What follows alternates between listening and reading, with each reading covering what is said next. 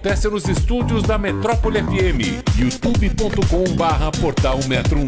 A rádio que todo mundo fala e todo mundo ouve, agora também todo mundo vê. Todo mundo vê. A rádio da cidade, Metrópole FM. A partir de agora, Mário Kertz comanda o Jornal da Metrópole no ar. Debates, entrevistas, comentários, informações, a sua participação ao vivo. Jornal da Metrópole no ar. Mas agora eu vou conversar com Paulo Oliveira. Ele é jornalista, professor e fundador do projeto Meus Sertões. Paulo, boa tarde, é um prazer conversar com você. Tudo bem com você, Paulo? Dentro do possível da pandemia, né, Mário? Mas vamos levando. E eu queria te agradecer aí pela oportunidade.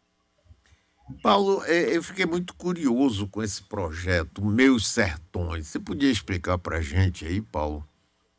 Ô, Mário, eu sou carioca e vim trabalhar aqui na Bahia em 2006.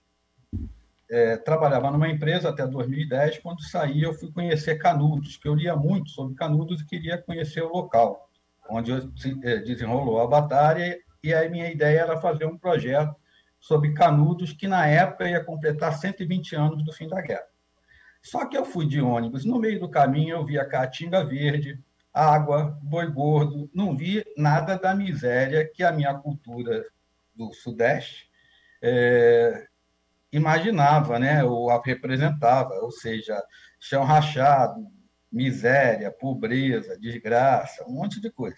Aí eu falei assim, olha, me enganaram a vida toda. E aí eu resolvi fazer um projeto que mostrasse o sertão a partir dos seus potenciais, a partir da sua cultura e a partir da riqueza que ele tem, não como um lugar miserável. E falar sobre os problemas existentes aqui de uma maneira responsável.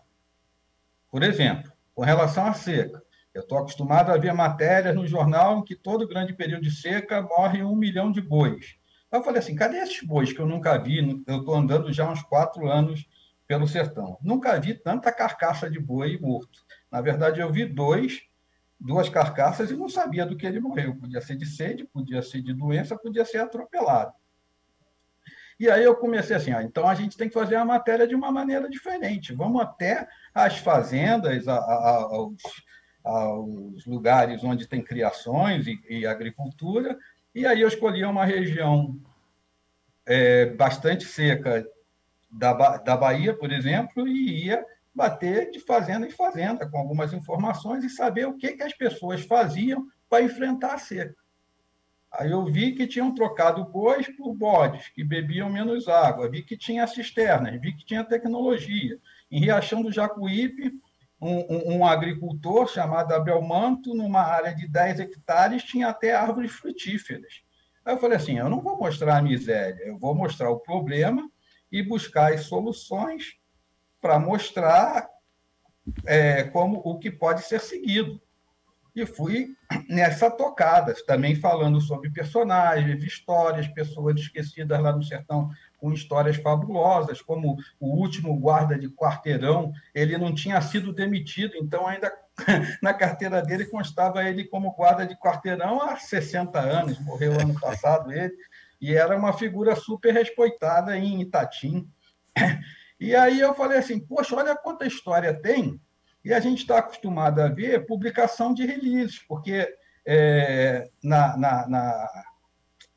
na cultura da grande imprensa, as viagens são caras, mas não são. Eu vou de ônibus, fico em hotéis que custam entre 40 e 60 reais a diária, como no sertão muito bem por 10, 12 reais cada prato de refeição. Então, as viagens não são caras. E aí eu falei assim, vou fazer um produto que fale sobre o sertão a partir da minha perspectiva, como um carioca que está há 14 anos na Bahia, na época 10, e vai ter outras sessões, vai ter outros sertões, que são as colaborações de pessoas que falem do sertão a partir da perspectiva deles. Aí a Helenita Monte de Holanda foi uma pessoa que abraçou esse projeto e colabora com ele. Florisvaldo Matos, ele, por exemplo, ficou entusiasmado e enviou para mim o trabalho que ele fez de mestrado sobre Lampião, porque a gente tem uma área acadêmica dentro dos Meus Sertões também, para trabalhos TCCs práticos e trabalhos temáticos sobre o semiárido, e a gente orienta TCCs práticos gratuitamente para quem quer. E aí, aí eu tinha um problema. No meio do caminho, eu encontrava um monte de histórias. Você, por exemplo, tem numa cidade sergipana, na entrada da cidade, a figura do bispo, aquele louco que ficou mais de 50 anos internado no Rio, que é o herói da cidade. No Brasil, a gente tem uma cidade que o louco é herói, e é um grande artista. Só que não estava no semiárido, porque o conceito de semiárido envolve questões políticas e questões técnicas. E, às vezes, uma cidade não está, porque não está, mas tem a influência dessa região. Aí eu, conversando com a minha filha, que hoje trabalha e mora na Polônia, ela falou assim: pai, por que você não faz um spin-off e cria uma área sobre a caminho do sertão? Aí eu criei outra seção, Arredores. Então, as histórias que acontecem no entorno do sertão sobre a influência do sertão. E aí o projeto começou. A princípio foi no Medium e no Facebook, depois mandei fazer um site, ampliei pelas redes sociais e estou há 4 anos tocando esse barco aí. Agora, como é que as pessoas têm acesso a esse projeto, Paulo? Olha, Mário, o endereço no site é www.meusertões.com.br. No YouTube, que tem centenas de vídeos, também é YouTube/Meus Sertões. No Instagram, Instagram/Meus Sertões. Tudo é Meus Sertões, né? E nós também estamos agora preparando para lançar um canal de podcast chamado Rádio Carcará, a Águia do Sertão. Eu queria saber. Pega, mata e come. Diga. Então, a gente... há uns 4, 5 anos, eu fui diretor da Associação Brasileira de Jornalismo Investigativo.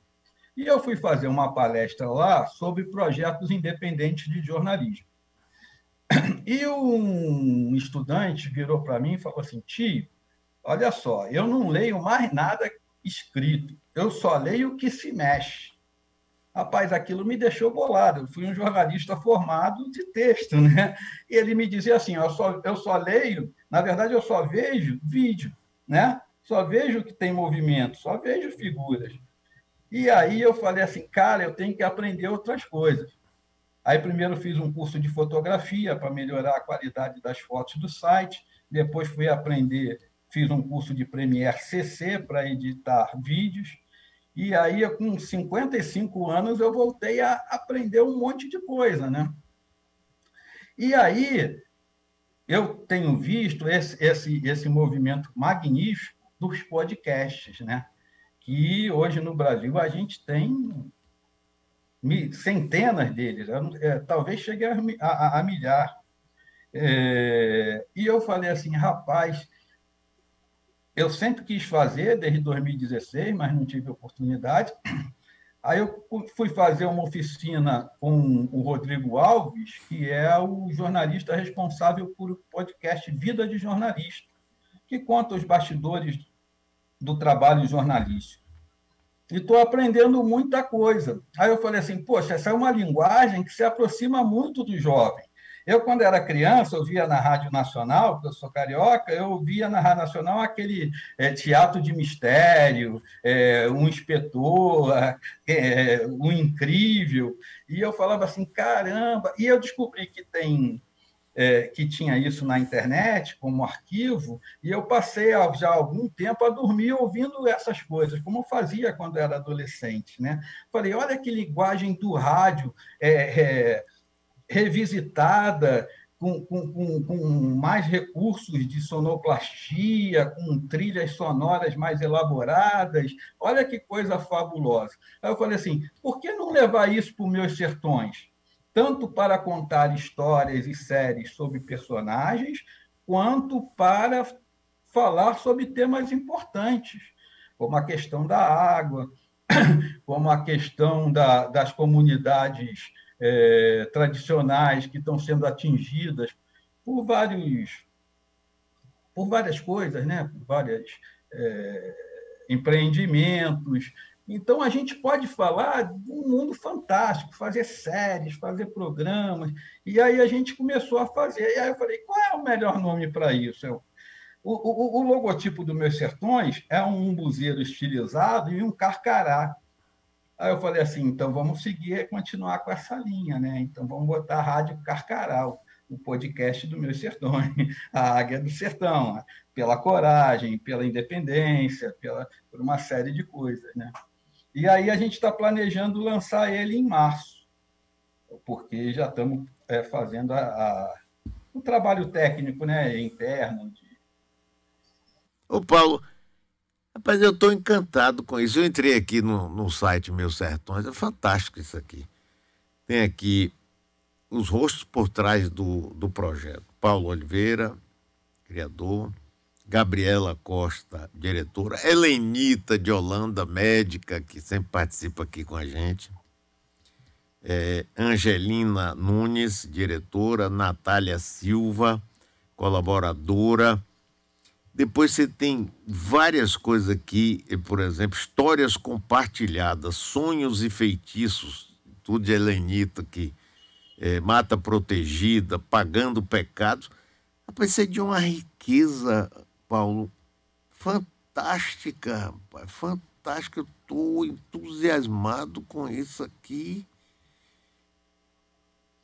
Parabéns, meu Deus, que trabalho, rapaz. Nós temos que divulgar bastante isso, viu? Ô, Mário, isso a gente tem feito com um sacrifício incrível, né? Porque não tem patrocínio, há 4 anos a gente banca, antes da pandemia eu fazia freelas, inclusive em outros estados, em São Paulo, no Rio, para a época, para outras publicações. Uma parte eu guardava para mim e outra parte eu investia no site, né? Mas com a pandemia esses freelas diminuíram, então houve uma redução grande. E a gente tem como princípio que as nossas matérias são feitas em loco, o que com a pandemia também fez modificar um pouco e a gente utiliza vários recursos para chegar em vários cantos, né? Além do povo do sertão ser muito, muito acolhedor, além das histórias fabulosas que a gente conta. Agora mesmo eu estou fazendo uma série sobre uma experiência educacional em Boninal, que a professora Maria Isabel, professora de filosofia, ela usou a filosofia ubanto africana para passar um trabalho para a turma. E o trabalho ganhou tanta repercussão que passou para a escola toda. Essa professora foi premiada como uma das melhores educadoras do Brasil, do concurso Educadora Nota 10.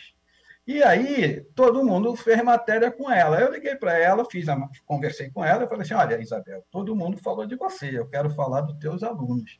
Para eu mostrar a grandeza do teu trabalho, eu quero mostrar os frutos que ele deu. E a gente tem feito nessa série, falou um pouco no capítulo 1 sobre o trabalho, e está mostrando os trabalhos dos alunos e os questionamentos surgidos, a aproximação dele com os ancestrais, a valorização dos povoados, essas coisas assim. E é fascinante, cara. E eu estou muito apaixonado por cada trabalho que faço, e contando com essa equipe aí, né? A Gabriela é minha filha, professora de História, então ela tira dúvidas que eu tenho com relação a alguns fatos históricos, me acrescenta informações. A Helenita dispensa comentários, tem um trabalho magnífico sobre rezadeiras, sobre coisas do sertão. A Angelina é uma das repórteres mais premiadas do Brasil, mas ela está no Rio, então ela faz coisas ligadas aos nordestinos fora do sertão. E a Natália é uma jovem repórter de Malhada de Pedras, que eu conheci no congresso da Abras. Depois ela participou de um curso de trainee no Jornal à Tarde, que eu coordenei, e eu chamei ela para trabalhar. E no início ela falava assim, mas minha cidade é pequena, não tem muita matéria. Eu falei assim, então vamos passear lá. Aí eu fui para lá. Cheguei lá e encontrei 300 matérias, um senhor de 84 anos que ainda fazia carro de bois. Rapaz, assim, aí eu falei assim, onde não tem matéria? E ela tem colaborado com a gente, tem feito outros projetos, né? E é uma coisa que não acaba nunca, né? Não dá vontade de acabar nunca. Então, e a gente também tem uma outra coisa que a gente partiu, que foi para fazer e-books com histórias de sertanejos. Então, o nosso primeiro e-book, que está lá no site, é gratuito, é só baixar, é sobre o seu José Rodrigues, 94 anos, agricultor, hoje ele está com 99, agricultor, ainda trabalha no campo e foi braço direito do Beato Pedro Batista.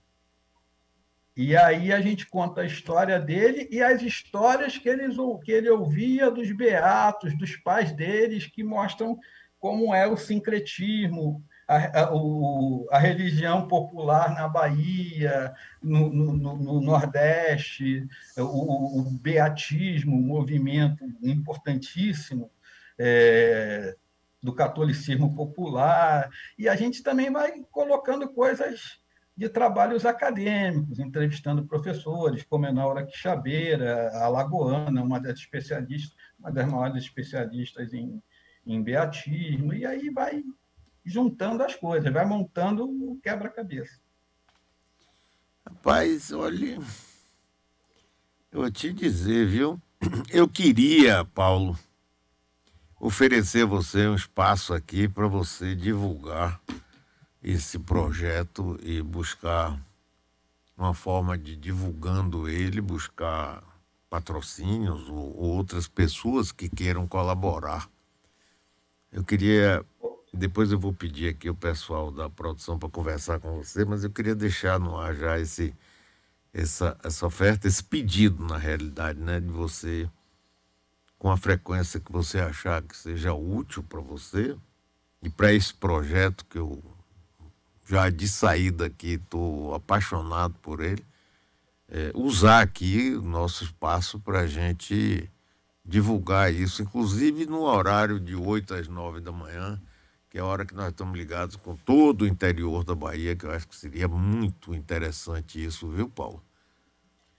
Ô, Mário, eu te agradeço muito, é uma oportunidade única que até agora ninguém nunca me ofereceu, então fico muito grato pela oferta e aceito essa participação. Que bom, rapaz, que bom. Obrigado, viu, Paulo? Parabéns, rapaz, estou encantado com esse projeto seu, viu? Conte comigo aqui, conte com a gente, estamos nessa aí, viu? Grande abraço, Paulo. Parabéns. Obrigado. mesmo. Estou entusiasmado com isso, rapaz. É coisa boa, rapaz. Valeu. Viu aí, Nardelli? Você viu que ele falou de Riachão de Jacuípe? Tem até Riachão aí na história. Riachão de Jacuípe, segundo Abraão, tem umas características próprias que ele falava, inclusive, com o Valdo, nosso motorrepórter, se lembra? Tem um pé de que lá que tem, Aragão? De gordura. Não vou lhe dizer. Não, vou deixar vocês passar vergonha. Não, vai passar vergonha, não. Pé de gordurinha, não? Como ela fala? Não é gordurinha. Olha, dele, o pessoal quer saber. Barriguda. Barriguda. Isso! Gordurinha. Isso! Rapaz, olha, eu estou encantado com esse projeto Meus Sertões. Recomendo a todos vocês entrarem no ar aqui no meusertões.com.br. Tem Instagram, tem tudo. Muito, mas muito bom e muito bem feito, viu? Pessoal de qualidade, inclusive a doutora Helenita, que eu falei com ela tem pouco tempo, inclusive. Vamos para o intervalo comercial.